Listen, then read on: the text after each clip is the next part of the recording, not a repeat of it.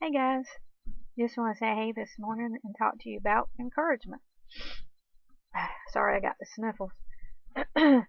Just wanted to tell you that why it's so very important to encourage others and lift them up. We all have a lot of different things going on in our life, and so many of us are going through, medical conditions, depression, anxiety, watching our friends suffer through things or family members suffer through things, and we don't know how to help them.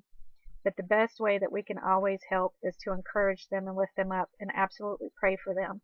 Reach out to them, tell them that you love them, and just look through your Bible and read it, and God will always bring something to you. This has been present on my mind for a long time, as we should always seek to encourage others and even encourage ourselves, because this world is crazy and chaotic, but it's also filled with a lot of love and joy and peace. It all depends on our perspective at times, and I just think where this world would be without him, and it's bleak. But then I think, where is this world with him, and it's hopeful. So I want to turn your attention to, and I have the Bible app on my cell phone. It's awesome. And you can actually share the Bible app with your friends and do that together. But we're looking at 1 Thessalonians chapter 3, verse 6. And the heading is Encouraged by Timothy. And it reads, "But now that Timothy has come to us from you, and brought us good news of your faith and love, and that you always have good remembrance of us, greatly desiring to see us, as we also to see you. Therefore, brethren, in all our affliction and distress, we were comforted concerning you by your faith." And verse 8, "For now we live if you stand fast in the Lord. For what thanks can we render to God for you, for all the joy with which we rejoice for your sake before our God, night and day, praying exceedingly, that we may see your face and perfect what is lacking in your faith." And it ends in verse 10. So we see how God can send others to encourage us in our faith when we have so many obstacles facing us daily. And it could be something very small to something very large, like a crisis. It's very easy to get down. And to me, one of the things that encourages me is you'll notice that my voice does some really crazy things, and then at times it's clear. I have a speech condition called dysarthria, and it causes your voice to do a lot of crazy, weird stuff. But it encourages me to know that people are patient with me and try to understand what I'm saying when I am struggling to get one word or one syllable out. And you stand patiently and try to wait and understand. So with everything that I have going on personally with my medical conditions, it's an encouragement for me to know that others are willing to encourage me and just give patience. But it's also encouraging to know that I go to a loving church and that there are people praying for me daily and that love me and care for me and my family. It's an encouragement for me to know that I have a loving husband and children who support me, because not a lot of people have that. And I pray for those people daily.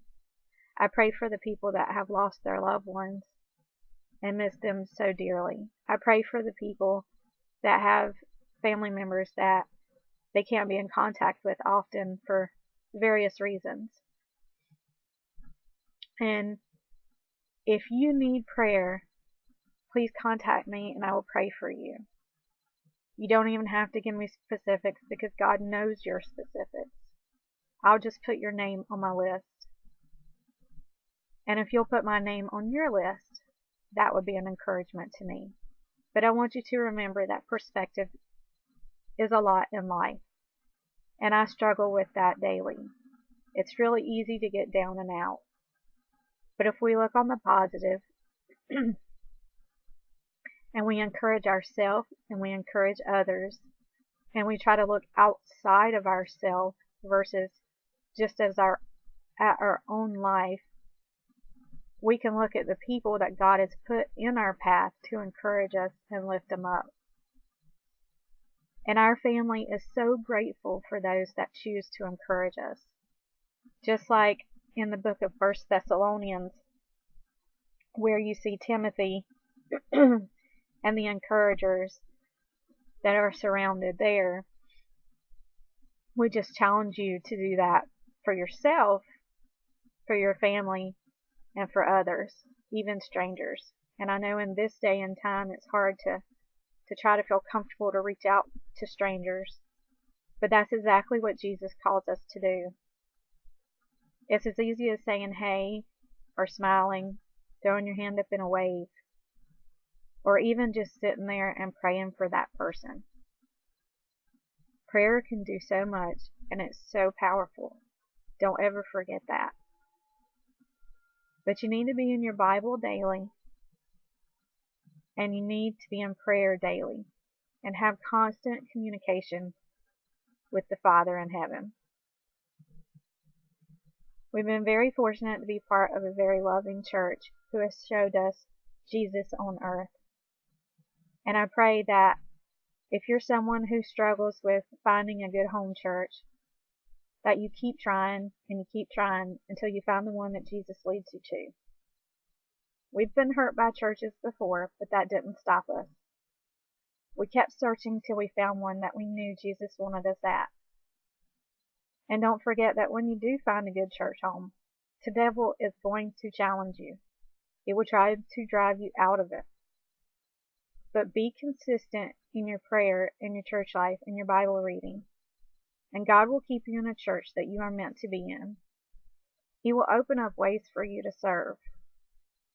And you don't only have to serve inside your church, but serve on your own as well.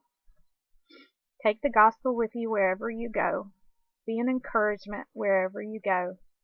And always remember, if we look at this world, where would this world be without Jesus? And it's bleak.